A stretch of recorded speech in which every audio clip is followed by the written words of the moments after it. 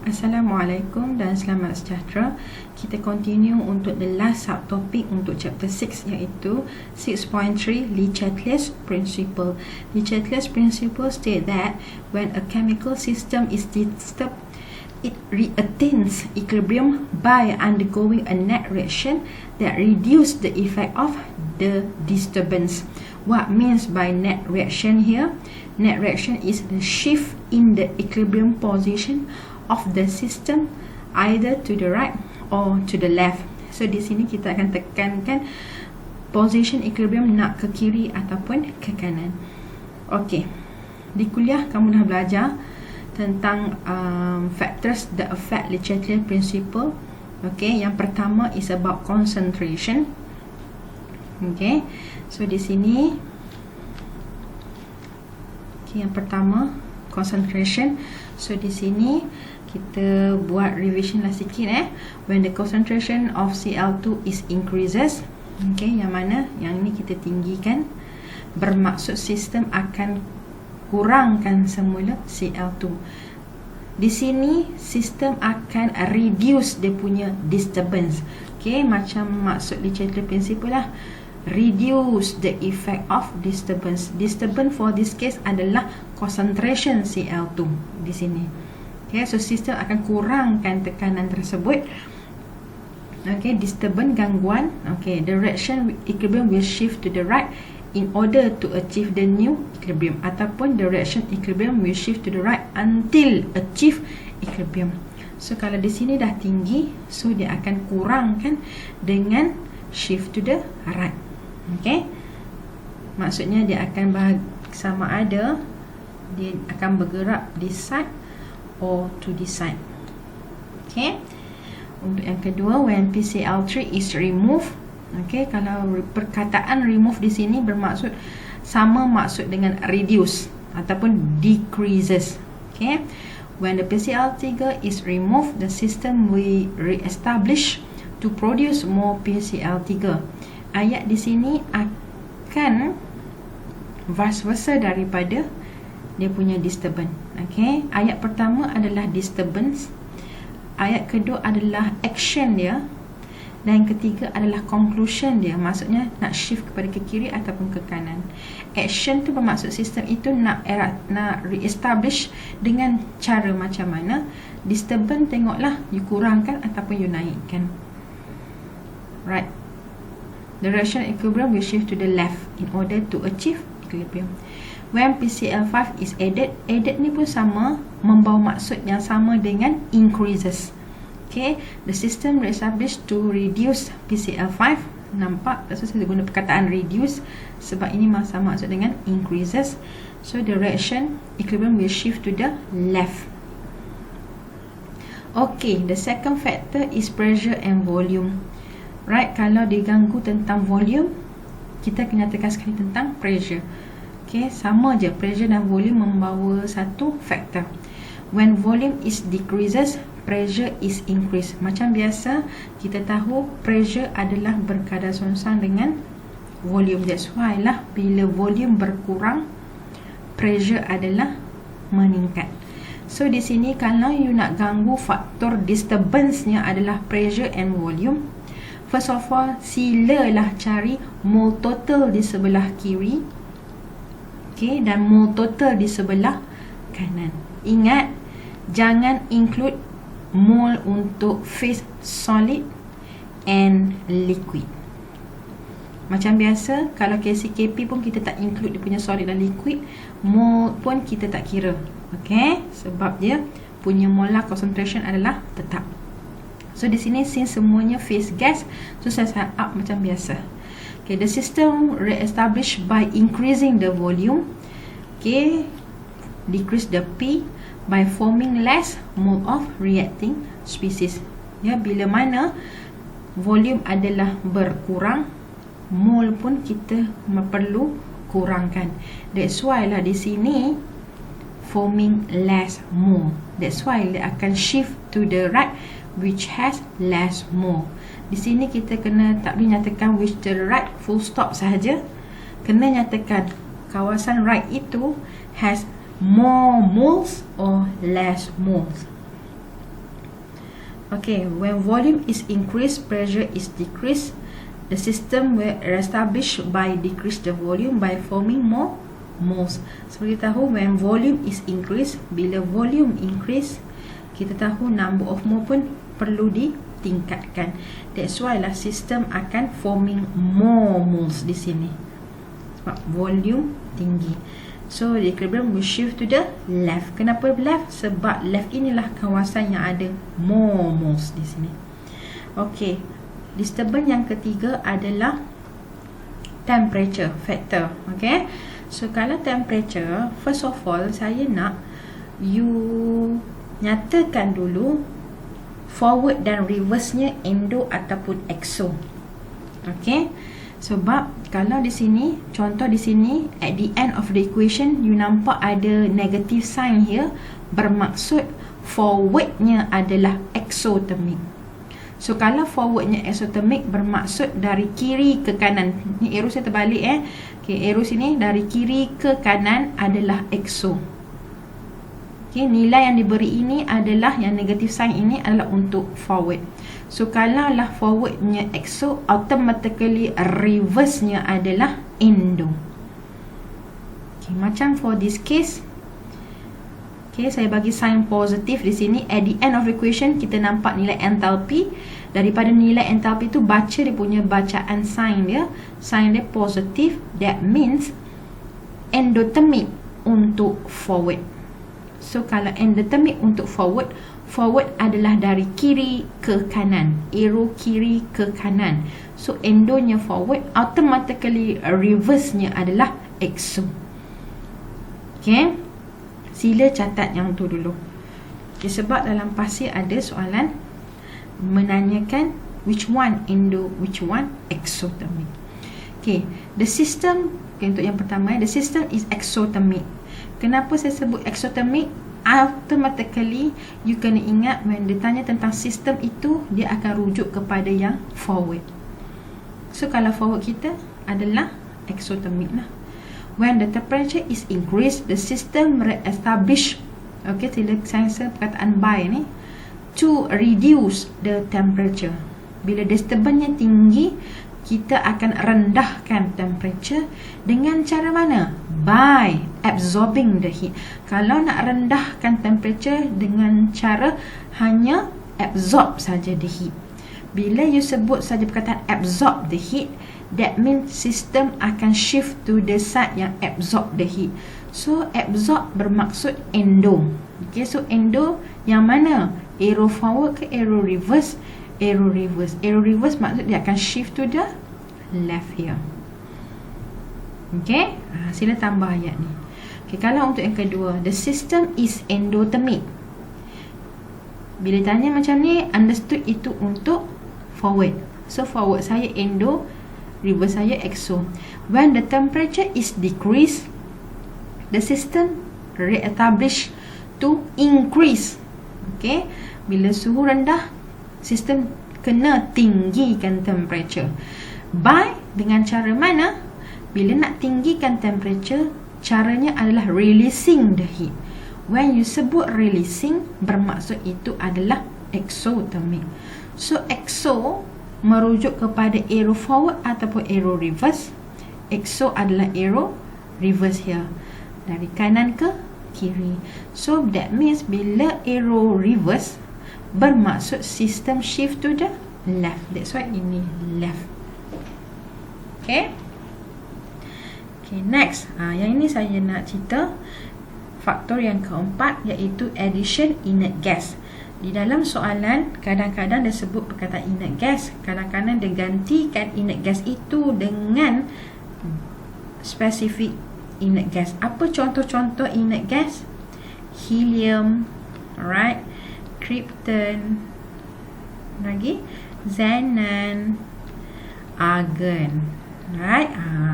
So nampak je ada addition all this type of the gas, that means itu adalah inert gas, faktor yang keempat. Okay, dia ada dua addition inert gas, pada constant pressure dan juga pada constant volume. Okay, kita tengok dulu at constant pressure. The partial pressure of the gas are lowered. The net effect is as though the gases at equilibrium are subjected to lower total pressure. Automatically dia mengefekkan total pressure sedikit rendah. Okay, sedikit rendah. According to the Le Chatelier's principle, addition of noble gas ataupun kita panggil inert gas, either one, sama je, favors the direction that increases the number of mole gas. Di sini dia kata, kalau you masukkan addition inert gas at constant pressure, always sistem akan shift to side higher number of mole. Okay, always. Di sini saya bagi contoh lah at constant pressure. Contoh, you ada satu flask, satu container, okay, and another one container. Okay, di sini saya masukkan gas A, di sini saya masukkan gas B. Okay, so di sini total pressure-nya adalah ni, total pressure di sini PT ini adalah 10. Okay, saya anggarkan ini 5 ATM, ini pun 5 ATM. That's why P total adalah 5 tambah 5, 10. Pada keadaan yang satu lagi, ini kontainer yang pertama. Kontainer yang kedua, masih saya masukkan gas A dan gas B. Pada keadaan kedua, saya tambahkan lagi satu jenis gas yang bernama argon. Argon inilah inert gas. So di sini P total saya kena constantkan. Walaupun dia kata subjected to a lower total pressure, tetapi di sini actually P totalnya masih 10 atm. So bila at constant pressure ini merujuk kepada P total. P total yang kita tetapkan. With or without inert gas, P total masih sama, iaitu 10. So agak-agak, adakah pressure, partial pressure untuk A masih 5? Tidak. Okay, sebab apa? Argon pun mempunyai pressure yang tersendiri. So andai katalah ini partial pressure untuk argon adalah 4 atm, so di sini akan jadi 3 atm. Partial pressure untuk A also 3 atm. So 3 tambah 3 tambah 4, sum up semua pressure ini menjadi 10. Awak nampak perubahan partial pressure untuk A ini daripada 5 menjadi 3. Pressure untuk B also berubah jadi 5 kepada 3. Di sinilah bila at constant pressure, iaitu P total constant, tetapi partial pressure-nya berkurang. Bila partial pressure of species berkurang, partial pressure rendah, bermaksud dia telah mengganggu dia punya disturbance. Dia telah mengganggu keseimbangan bila partial pressure of reacting species berkurang. Okay, kalau bertambah pun akan efek kepada equilibrium juga, keseimbangan. Tetapi untuk kes ini, bila tambah saja dengan inert gas, automatically partial pressure akan berkurang. Tidak kisahlah berapa nilainya.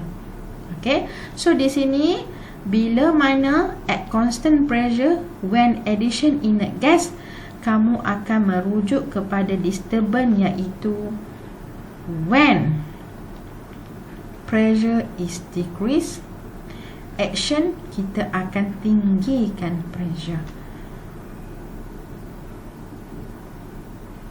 Okay, so kita tahu pressure rendah, volume tinggi. So volume tinggi, so kalau volume tinggi bermaksud kita akan forming more moles. Betul? So sistem akan shift to side yang higher number of mole. Sebab bila mana pressure rendah, volume akan tinggi. Bila volume tinggi, itulah sistem akan forming more moles.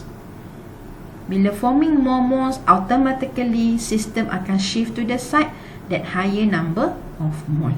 So that's why saya kata always to the side higher number of mole. Okay, at constant volume pula, okay, the total number of gas molecule increase. The total pressure of the equilibrium system increase. So di sini clean and clear, bila at constant volume, P total adalah bertambah. Okay, P total meningkat. Kalau untuk at constant pressure, P total remain. So kalau P total tinggi, bertambah, partial pressure adalah remain. Bila partial pressure remain, dia tidak akan mengganggu keseimbangan. Okay, dia bukan sebagai disturbance, not as disturbance. Alright. Okay, so contohlah saya bagi. Katakan keadaan pertama, you masukkan gas A dan gas B. Okay, katakan ini adalah 5 atm. Di sini pun 5 atm. Pada keadaan yang kedua, saya masih masukkan gas A yang sama, iaitu, dan gas B 5 atm. Ini pun 5 atm. Saya masukkan satu inert gas, iaitu argon, yang bernilai 4 atm. So, di sini P totalnya adalah 10. 5 tambah 5.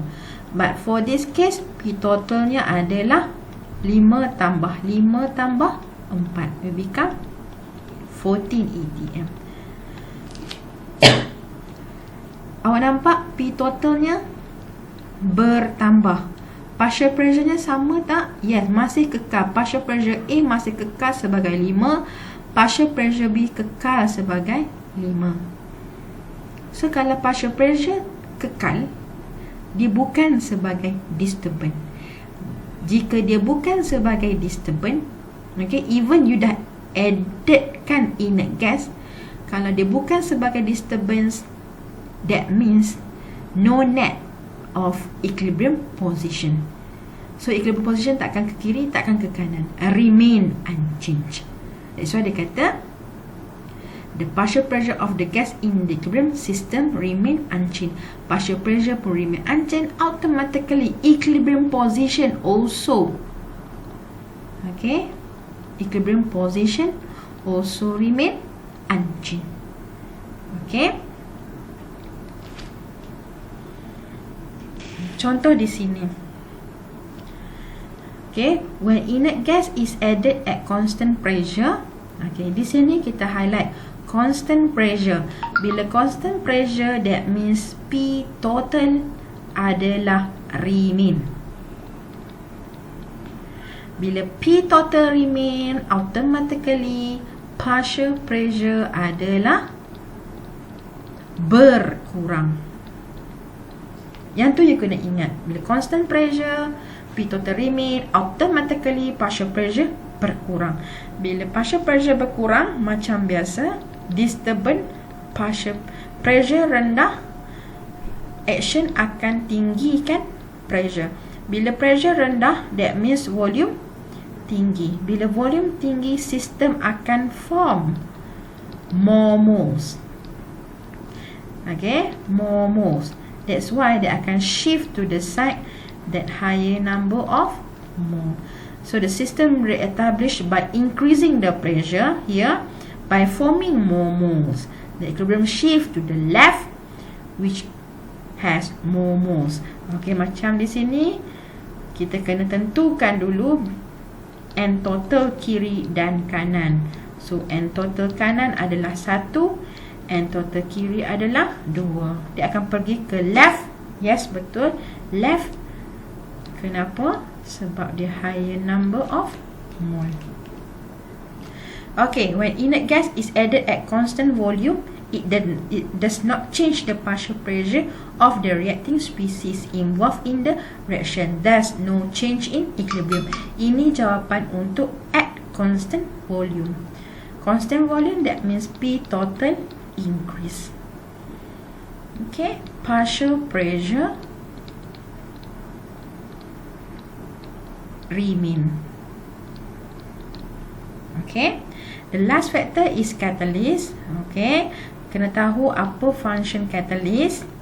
Provide alternative pathway to lowering the activation energy, increase forward and reverse rate, and shorten time taken to reach equilibrium.